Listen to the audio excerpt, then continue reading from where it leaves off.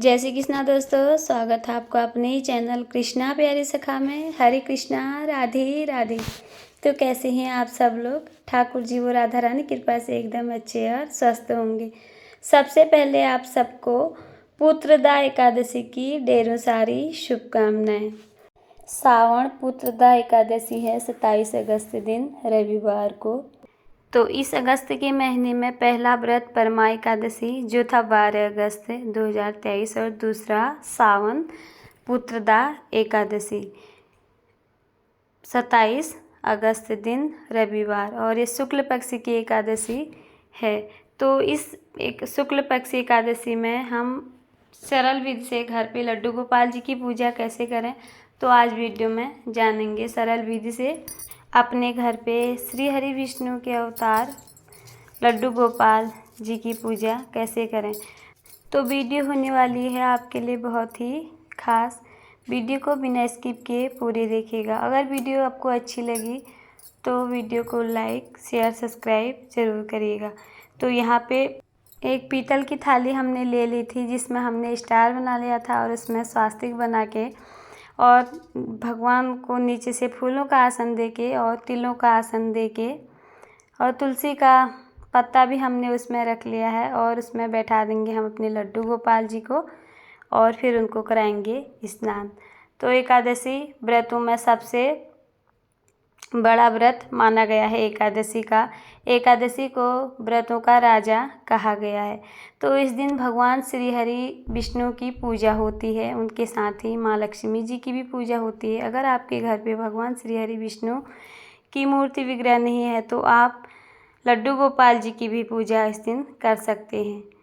तो इस तरह से हमने यहाँ पे भगवान जी को आज कराया है कच्चे दूध से स्नान। पुत्रदा एकादशी के दिन लड्डू गोपाल जी को कच्चे दूध से स्नान आप ज़रूर कराएं। फिर हमने शंख में लिया है थोड़ा सा जल और करा रहे हैं अब स्वच्छ जल से ठाकुर जी को स्नान। तो ठाकुर जी बड़े भाव और मस्त होके यहाँ पे कर रहे हैं स्नान। तो एकादशी एक वरदान की तरह है उन संतान सुख की कामना रखने वाले के लिए। यदि निसंतान व्यक्ति इस व्रत को पूरे विधि विधान से सच्ची भक्ति से पालन करता है तो उसे संतान की प्राप्ति जरूर होती है। इसका नाम ही पुत्रदा एकादशी है। पुत्रदा एकादशी व्रत रखने से संतान प्राप्ति और परिवार में सुख समृद्धि का आशीर्वाद मिलता है। यह व्रत माताएं अपने संतान के सुखद जीवन और संतान की प्राप्ति के लिए रखती हैं और उनके उज्जवल भविष्य की कामना करते हैं और भगवान श्री हरि की विशेष कृपा वो इस व्रत को करके पा लेते हैं। उन्हें संतान सुख जरूर मिलता है। तो यहाँ पे हमारे गोपाल जी का भी हो गया है स्नान और अब मैं करूँगी इनका अंग पोषण। फिर उनको एक अच्छी सी वस्त्र, साफ सुंदर और स्वच्छ वस्त्र उनको आज हम पहनाएंगे। ये ज़रूरी नहीं होता हर एकादशी पे हम नए वस्त्र उनको धारण कराएं, बस उनके वस्त्र साफ और धुले हुए होने चाहिए। और एकादशी पे कोशिश करें भगवान जी को पीले वस्त्र पहनाने के। तो यहाँ पे हम उनको नहलाने के बाद, उनका स्नान करने के बाद उनको थोड़ी सी इत्र की सेवा ज़रूर देंगे। इत्र से उनकी मालिश ज़रूर करेंगे। भगवान जी को एकादशी का दिन बहुत अधिक प्रिय होता है। इस दिन उनकी ज़्यादा से ज़्यादा हमें सेवा ज़रूर करनी चाहिए। तो लड्डू गोपाल जी की सेवा तो हम रोज़ ही करते हैं, इस दिन उनकी खास सेवा होती है। तो मेरे कान्हा ने यहाँ पे धारण कर ली है अपनी पोशाक। बहुत सुंदर लग रही है उन पे पोशाक, फ्लावर वाली है और इसमें पीले कलर के फ्लावर बन रखे हैं। अब उनको बैठा देंगे हम उनके आसन में।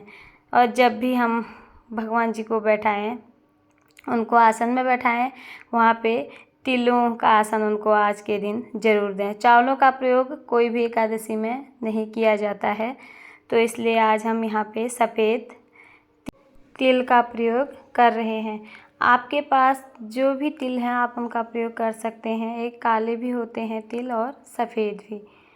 और यहाँ पे तिलों को लेकर एक बात याद आई कि आप जब भी एकादशी के दिन स्नान करें, अपने स्नान वाले जल में थोड़े से काले तिल मिला के ज़रूर स्नान करें।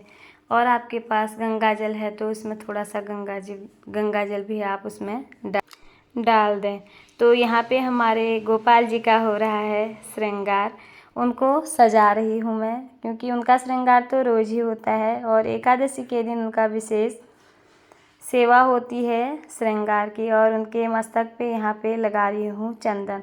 आपको हमेशा ही बताती हूँ, चंदन मैं यहाँ पे लगाती हूँ। जो तुलसी जी की सूखी हुई लकड़ी होती है उसी से मैं इनको चंदन लगाती हूँ। तो यहाँ पे उनका प्यारा सा मोरपंखी भी उनको हमने उनके पीछे से लगा लिया है। तो यहाँ पे मेरे गोपाल जी विराजमान हो चुके हैं अपने सिंहासन पे और बहुत प्यारे लग रहे हैं। ये दूंगी उनकी थोड़ी सी, उनको दे दूंगी परफ्यूम की सेवा। इत्र की सेवा बहुत ज़रूरी है और ये थोड़ा सा स्प्रे वाला इत्र है, ये ठाकुर जी को हम दे देंगे। और साथ ही पहना दूंगी उनको उनकी पगड़ी। अब और हाथ में उनके दे दूंगी यहाँ पे उनकी बंसी।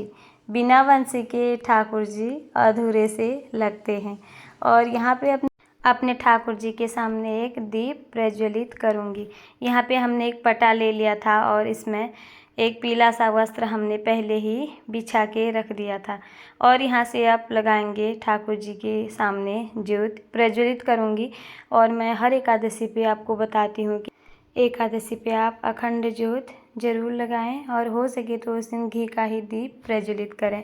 तो नीचे से ज्योत में दीपक में हमने दे दिया है तिलों का आसन और भगवान जी को फूल भी अर्पण कर दे हैं। दीपक को फूल चढ़ाने भी ज़रूरी होते हैं। तो यहाँ पे दीपक पे रोली चंदन से दीपक की कर लूँगी पूजा। और यहाँ पे ठाकुर जी को पीले फूल आज हम अर्पण करेंगे। हो सके तो एकादशी पे पीले फूल ही ठाकुर जी को आप भेंट स्वरूप में दें। और बिना तुलसी दल के तो ठाकुर जी हमारा कुछ भी ग्रहण नहीं करते। जो उनको तुलसी जी उनको बहुत अधिक प्रिय है, तुलसी की मंजरी ठाकुर जी को ज़रूर दें। एकादशी के पहले दिन ही तुलसी तोड़ के आप ज़रूर रखें। एकादशी के दिन तुलसी तोड़ना मना ही है। हर एकादशी में तुलसी पूजन भी आप ज़रूर करें। तुलसी जी पे दीपदान करें और उनको आगे घी का दीप प्रज्वलित करें और उनकी परिक्रमा उस दिन ज़रूर करें। हमारे श्री हरि भगवान विष्णु को तुलसी जी बहुत अधिक प्रिय हैं और जो भी तुलसी जी की पूजा करता है भगवान उनसे हमेशा प्रसन्न रहते हैं। तो अब यहाँ पे दीपक प्रज्वलित करने के बाद हम भगवान जी के आगे एक धूप भी प्रज्वलित जरूर करेंगे। व्रतों में एकादशी को सर्वोपरि कहा गया है। विवाह के लंबे समय के बाद यदि आपको संतान प्राप्ति नहीं हो रही है तो आप इस व्रत को आप ज़रूर करें, आपको संतान प्राप्ति ज़रूर होगी।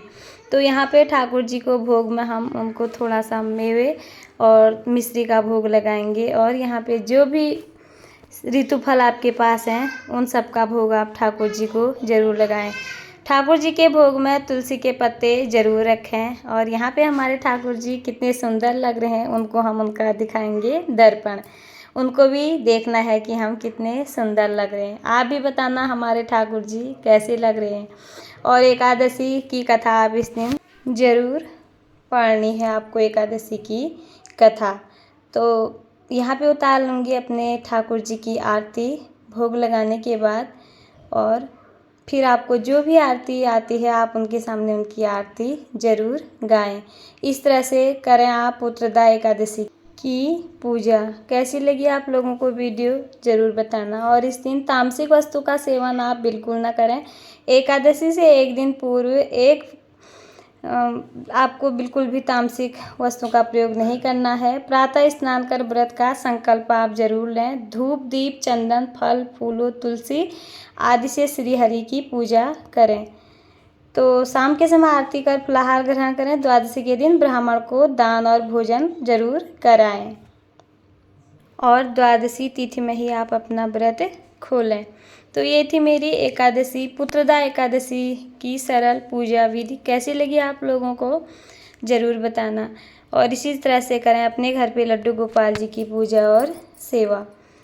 तो अगर वीडियो अच्छी लगी हो तो वीडियो को लाइक शेयर सब्सक्राइब ज़रूर करिएगा। और फिर मिलती हूँ एक नए वीडियो में, तब तक के लिए हरे कृष्णा, राधे राधे।